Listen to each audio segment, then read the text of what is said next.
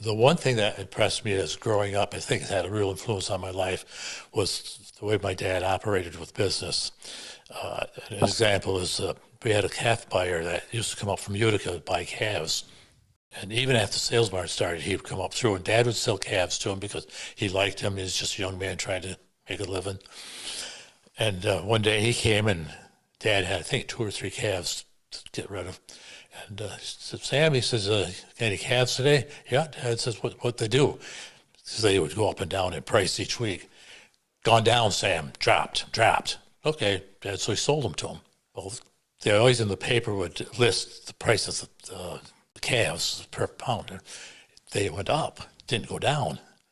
So the next week, this guy, his name was Tony, he came in, come to the door, got any calves this morning, Sam? Yeah, Dad says I do, but not for you. What do you mean? Well, Dad says, when I do business, man, I depend on being honest. You prove that you're not honest. You told me the direct opposite. You said they went down, it's gone up. He said, I can't do business with you. He hung around a while, and Dad, I told him, he says, you might as well leave, you aren't going to get him. So he was gone. He's probably gone 4 or 5 weeks. And one day he come from the barn, we were milking early in the morning. Sam, could I talk to you? Yeah. Dad says, you come in. So he comes, he says, can we do business together again? Well, Dad says, are you going to be honest? He said, you taught me a lesson. I am going to be honest. He said, I've learned my lesson.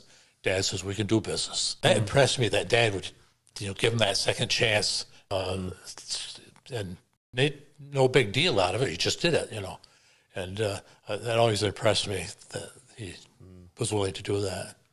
And interesting, that man had a child that died a little while later. And he came up and spent probably 2 hours or more with Dad in the barn, just talking with him. Somehow he saw a strength in Dad, that he needed at that point, and that he came for that, So things like that always impressed me as a growing up.